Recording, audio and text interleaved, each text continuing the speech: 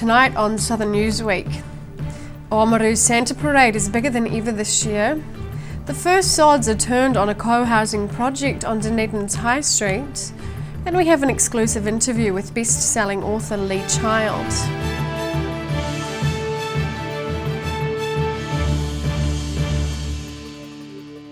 Kia ora, I'm Sophie Morris.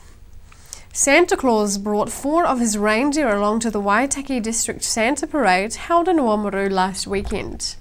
Organisers were impressed by the size of the crowd as several thousand people lined the street despite the forecast bad weather. Happy to brave light rain for this year's Santa Parade.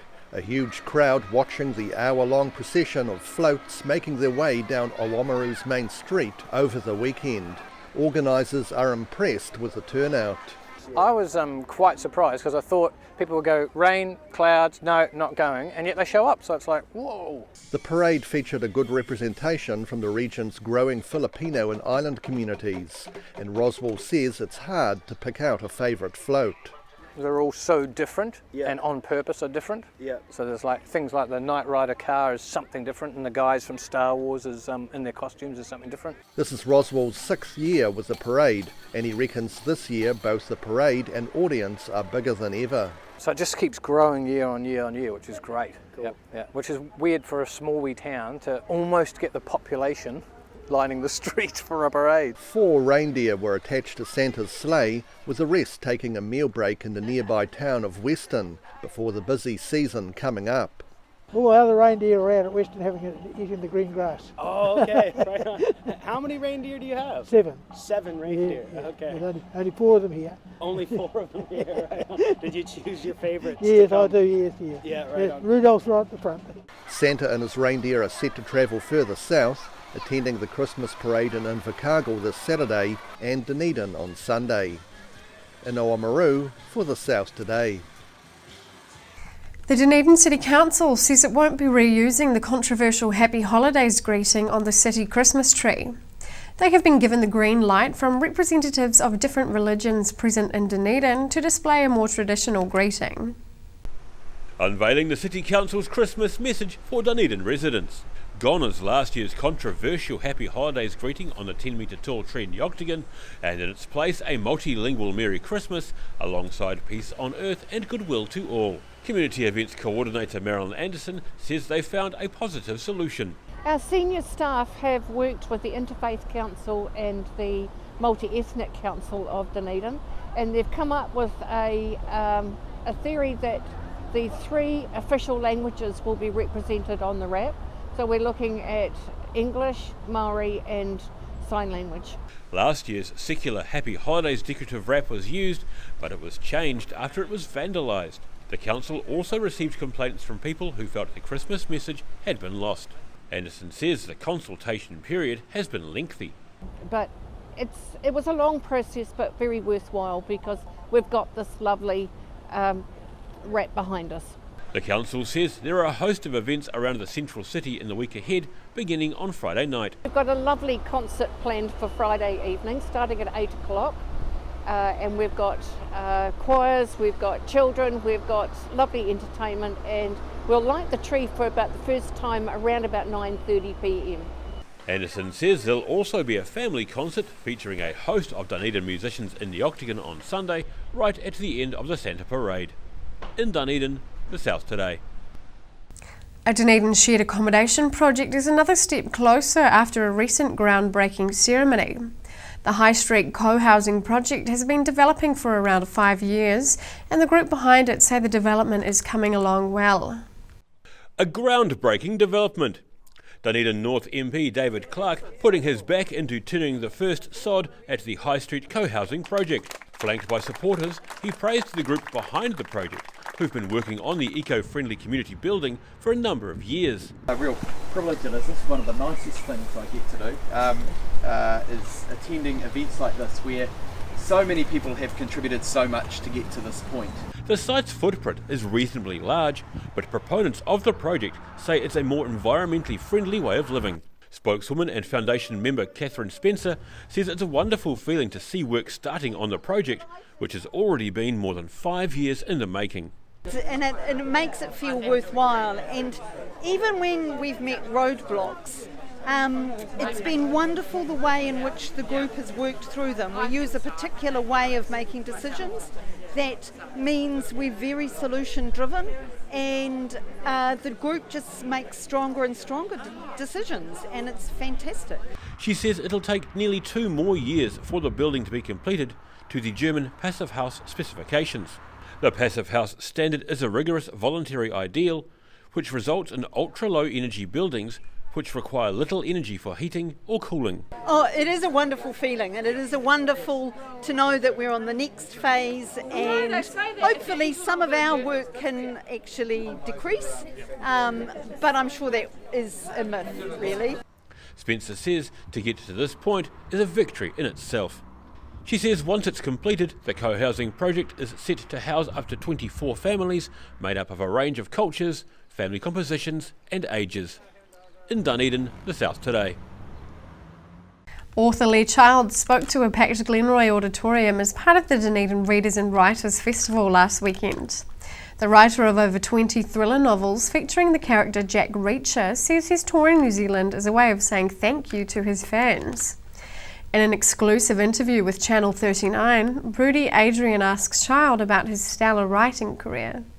I wrote the first book, a publisher liked it and gave me a 2-book deal. And I remember thinking, great, that's 2 years before I got to get another job. And, statistically it is almost impossible to do that and highly unlikely. So it's been a dream all along. I mean, it really has. I'm here in Dunedin really not because I happily need to sell any more books. I'm here to say thank you. Thank you to the people of Dunedin, the South Island, New Zealand in general, for reading my books, for caring about them, and for talking about them. An author puts a lot of his own heart and soul in the books, and it's just fabulous that anybody's paying attention. So I'm simply here to say thank you very much.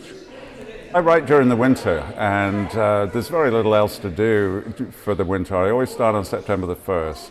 And now my publication schedule is such that the book comes out in November, so I have to take an enforced break for that. And then probably another enforced break around Christmas because of family type of stuff. So really I do most of the work in September, October, and then January, February, March. And it's easy, my ritual is never to do anything in the morning. I believe that nothing of value is ever achieved in the morning. So I work only in the afternoon and evening, and I just work every available day until the book is finished. And it's usually, if I count the number of actual working days, it's between 80 and 90 to do a book, but those spread out over, say, a 6 or 7 month period. It's unusual for me to do a ripped from the headlines type of story. So last year's book, The Midnight Lion, about the opiate abuse and the epidemic of that in America was a coincidence, really. I don't usually try and pin down a hot topic. But yeah, there's obviously in every strand of life, there's always an undercurrent of politics and business and who's doing what to who. So there's always a vague sort of social connection. But usually I'm just telling a story about regular plain folk and Reacher interacting with them and hopefully helping them. 21 was my target to match John D. MacDonald. But, people love Reacher, so I felt, if they want more, I should give them more. So the current contract is going to take us up to 24, and then we'll see what happens after that. The feature films that we did with Tom Cruise, I loved him, and I loved working with Cruise. He's a great guy. He's obviously a great actor, but also a really good theoretician about story. It's a real education working with him. But the fans, my book fans, were just never happy. They never settled to the idea of Tom Cruise playing Reacher. And much as I love Cruise as an actor and a person, my first loyalty obviously has to be to my readers. So we're going to move it away from feature films. We're going to go to binge watching television, long seasons, with a new actor. Still to come on Southern Newsweek. Friends and family say farewell to broadcaster Neil Collins, who died last week. And a group of siblings create a band in memory of their father, Kevin Lynch.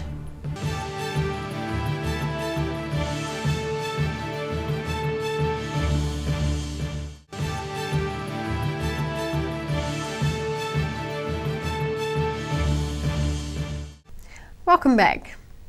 Mourners packed the Glenroy Auditorium for the funeral of Dunedin broadcaster and City Councillor Neil Collins on Wednesday. The 77-year-old died the previous week after being diagnosed with acute myeloid leukemia just 3 weeks before. An outstanding Dunedin citizen. Standing room only at the Glenroy Auditorium today for the funeral of broadcaster and City Councillor Neil Collins. His funeral was officiated by sports broadcaster John Macbeth and included tributes from Mayor Dave Cull and broadcasters Owen Rooney and Jim Sullivan. I'm not here to say goodbye to my friend, because as far as I am concerned, the memories of people never go. I'm just here to say thank you for all you've done for me. Performer Eddie Lowe sang, while former Prime Minister Helen Clark was among those who sent messages. The funeral heard numerous stories of his escapades on the road in the entertainment industry, his mischievous sense of humour and his flirtatious nature. The little human interest reflections that Neil would carry from meeting people and touring with them were the lifeblood of his raconteur stories. Neil Collins began his career as a 17-year-old volunteer at 4XD back in 1958. He was elected to the Dunedin City Council in 1989, serving as councillor for over 20 years. Former Dunedin Mayor Peter Chin says Neil Collins was a very positive person for Dunedin who promoted the city at every opportunity. You have made a significant contribution to the civic life of Dunedin. You have entertained generations on radio and television, welcomed countless legendary icons of the entertainment business to the city.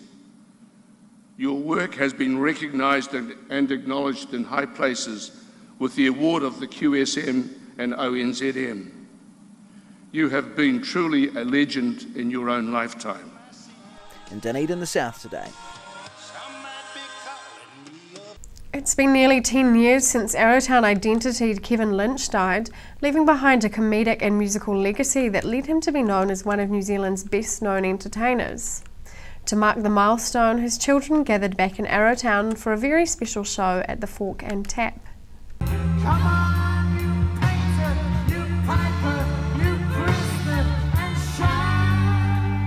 Nearly a decade since the death of their father, the children of Arrowtown identity Kevin Lynch performing in their hometown over the weekend. I thought, well, obviously it's 10 years. One of our brothers, Ben, has moved up to Auckland, so we obviously don't play much these days. And so we're like, righto, let's November, do it. Kevin Lynch left behind a comedic and musical legacy that led him to be known as one of New Zealand's best-known entertainers. He convinced his 4 children to form a band about 15 years ago, which became known as the Lynch Mob. Actually, it was when I got married, when I was getting married, and my dad said, oh look, we've almost got the makings of a band here, so he pulled my 3 brothers together, and myself, I don't play anything, I just sing. And we played at my wedding a few songs, so that was the start of it. A large part of their set is Pink Floyd covers, something their father insisted on. Before our father died, he got us to all learn Pink Floyd, Dark Side of the Moon, and we actually performed that out at Peregrine not long before he actually passed away. And it was awesome, it was great fun, good night. And he'd got us to learn it all. A huge crowd turned out to watch the band at the Fork and Tap on Saturday night, with support from the Arrowtown school band, the Kilograms. In Arrowtown, the South today. Now there's a look in your eye, like black holes in the sky. Shine on, you crazy time. The Otago District's Young Farmer of the Year competition was held recently at the South Otago A&P show. 12 entrants were put through their paces, with the top 4 gaining entrance to the next stage of the competition. Young farmers' knowledge and skills were put to the test at this year's Otago District competition held at South Otago A&P show last Saturday. It's to figure out who's good enough to go through the next round, but it's also a good chance, if it's your first time, to see where your strengths and weaknesses are and what you can actually learn from the day. 12 competitors were put to the test through a range of tasks. We are stock judging, there's a dairy module, wool and shearing information module, engineering, a gut buster module where they're doing press-ups and burpees, and there's a straw bale going around the shed in there pushing around, so I'm pleased I'm not having to do that today. And fencing and a module about stock movements and ASD forms. Local Waipahi farmer Logan Wallace has had significant involvement with young farmers over the years and said it had created many opportunities for him. 6 years ago I had my first go at a district this level, and then proceeded through to having end up 2 goes at grand final, with winning it last year in Invercargill. Since then it's opened up a whole heap of opportunities to do leadership and some fun opportunities to get into schools to inspire the next generation of farmers. After completing the modules, scores were collated and the top 8 were selected for a quiz round. Who is the Chief Executive of Federated Farmers New Zealand? Negative. Tom Blackmore took out the win, however, said he still found some tasks difficult. The dairy module, identifying the breeds, and it was something I hadn't really, especially the dairy side of it, hadn't had much involvement with, and I did struggle, but we got through it. The top 4 from this district competition will go on to represent Otago in the regional competition in February, all with the hope of winning the Young Farmer of the Year title. First place, Tom Blackmore. In Dunedin for the South Today. After seeing the devastation of last year's Port Hills fires, landowners are now factoring in what precautions can be taken to reduce fire risk. With a large amount of vegetation and urban sprawl now on the hill, Fire and Emergency New Zealand are urging landowners to do what they can to prevent possible disaster. CTV's Gordon Findlater reports. It's been 18 months since last year's Port Hills fires were extinguished. You'd find it hard to guess that this now thriving hillside was once burnt to a crisp. It's just astounding how it's regrown, really. There's just so little area with no herbage on it. Daniel Van Ash owns this piece of land at the start of Kennedy's Bush Track. A number of the residents told me that they thought they'd never see their houses again. They were extremely concerned, but there was nothing they could do about it. The fire was travelling so fast. The helicopters arrived and quelled the fire literally within metres of the houses at Quarry Hill.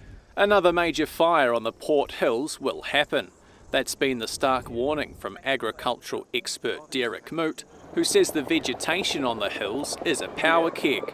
With an ever-increasing urban spill onto the hills, the risks and fuels in the area have changed dramatically over time. We've put people in the way of where these fires burn. What that's also meant is we've changed the fuel types and fuel loadings. So whereas we had a lot of grazed pasture, we've now got a lot of less grazing, a lot of gardens, a lot of exotic weed species and other plants, all of which tend to grow and burn better than some of our natives do. That's meant that we've got a higher fuel loading and therefore the potential of having some significant fires has increased. My farm on the edge of town it's an active working farm, a sheep and beef farm. Some areas are grazed harder than others, or more or less than others, and we think about a whole mix of things when we do that. And we have a thought about what's next to the urban boundary, and we try and take account of that now with what we do. It's not the only thing we take account of, but it's one of the things. That consciousness of the possible event of another major fire, something that could be the difference between properties being lost and saved. One of the things that we do on larger fires is obviously putting fire breaks in, but it is amazing what something that's already there can do.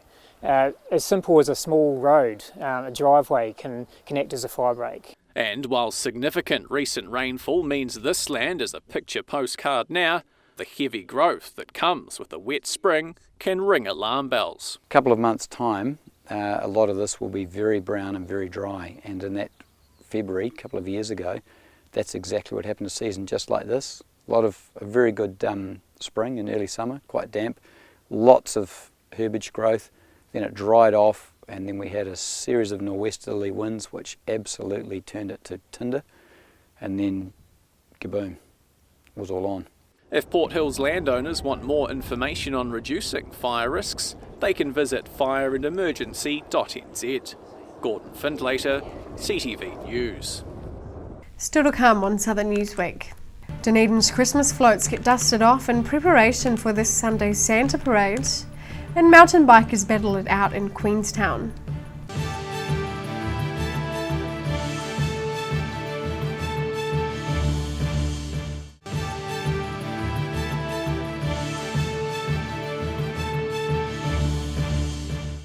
Welcome back. When children start displaying uncharacteristically good behaviour, it can mean only one thing. Santa is about to make the first of his many visits to Dunedin between now and Christmas Eve.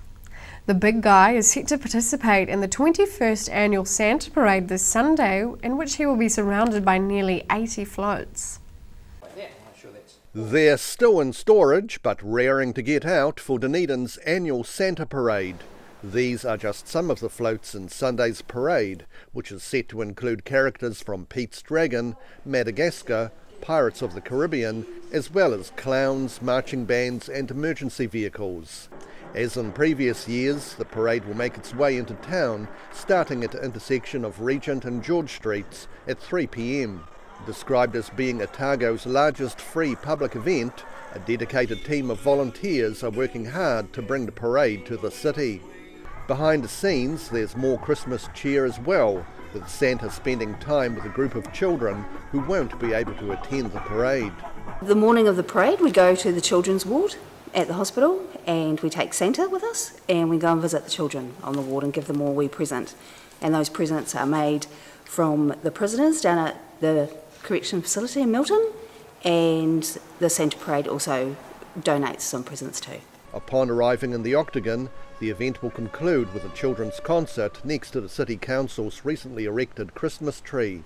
It's nice to see the Christmas tree and the decorations up just prior to the Santa Parade, which of course is happening on Sunday. So the Christmas season is about to kick off. And they're hoping for a repeat of last year's fine weather on Sunday. Yep, fingers, eyes, toes, everything crossed for Sunday for a beautiful shiny day. Even cloudy, we don't mind, as long as it's not raining. The long-range forecast for Sunday's parade in Dunedin is fine and warm, while Invercargill's Santa Parade on Saturday may encounter a few showers. In Dunedin, for the South Today. Riders embarked on the third stage of the Pioneer mountain bike race around central Otago this week. The event shifted to Alexandra after earlier stages at Coronet Peak and Queenstown, with organisers singing the praises of Molyneux Park. An early morning start for riders in the third annual Pioneer mountain bike race. Stage 3 of the 6-day event sees competitors cover over 100 kilometres and climbing more than 2,500 metres.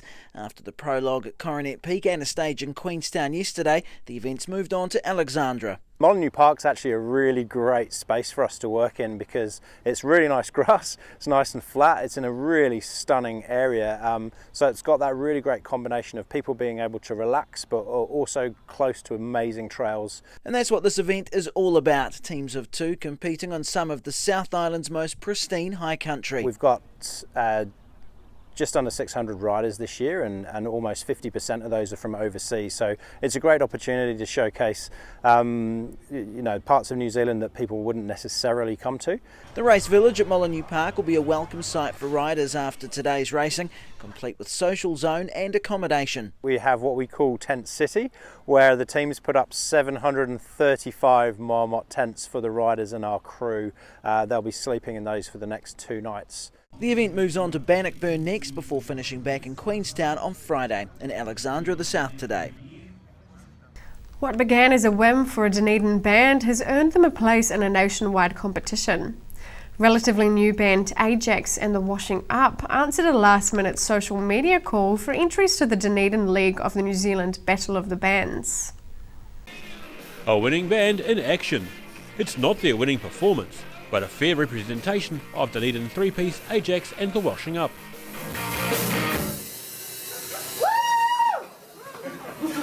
Don't like what you say. The band won the Dunedin heat of the New Zealand Battle of the Bands contest at the weekend, but it's presented the Southern Indie Rockers with a problem. It was a very last minute thing, and I'd never been allowed in here before, but I loved playing here and we ended up winning, which is which came as quite a surprise. Facing costs of around $1,000 to get them to the final, the band's drummer Red began a fundraising campaign through Facebook. She says it's gaining some traction, but they're not at the target yet. We've raised $197 so far. We've got another couple of raffles on the way. Someone making them. What else is happening? I'm thinking about doing a sausage sizzle. The band says the sum of $1,000 is a ballpark estimate, and Potley says they're keen on eating while in the big smoke. And they're planning other ways of fundraising as well. Well, we've got a fundraising gig happening at the Dunedin Music Club Thursday the 6th of December. And so that's a cohort entry, so anyone who would just donate what you can to help us out with our airfares to Auckland. The band say they knew they'd be facing travel costs when they entered at the last minute, but that didn't stop them from having a go. We were at another musician's birthday party at the Musos Club, and Glenn Burns come up to us and said, "You've won." And I was like, "You won what?" And he was like, "You won tonight." I was like, "Oh yeah, whatever." The National Battle of the Bands has been an annual feature of the New Zealand music scene since 1993. The nationwide final is in Auckland next month, with prizes including international touring, recording and musical equipment. In Dunedin, the South Today. And finally, it's not every day your work gets shown to the Pope, but for two visiting artists, it's just another chapter in a pretty amazing story. The talented couple are spending the summer exhibiting their work and creating new pieces at Lakes District Museum. These intricate collaborations on show in Arrowtown's Lakes District Museum are the work of visiting artists Luigi and Kate Agnelli. I was here 2 years ago and came into the museum and met David, the director, who's a great guy, and saw this space, and I thought this would be a really good place for an exhibition. The pair met about 10 years ago in Tuscany. Kate was working as an archaeologist, while Luigi, a trained lawyer, was working as a skipper. And he was drawing, and one day I said, I'll have a go at this, and started drawing on the side of his drawing.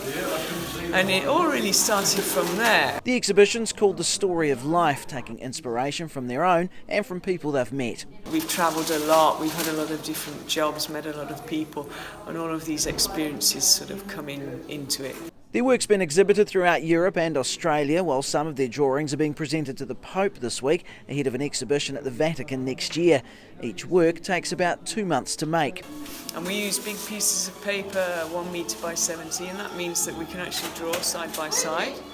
And so at the beginning we draw together, and obviously we collaborate, we discuss, we argue. Visitors will be able to see the creative process firsthand, with the pair working on a new drawing at a table in the middle of the exhibit space in Queenstown, the South Today. That's all for Southern Newsweek. Head online and check us out on Facebook, or keep up with Southern News via our website channel39.co.nz. I'm Sophie Morris. Thanks for watching.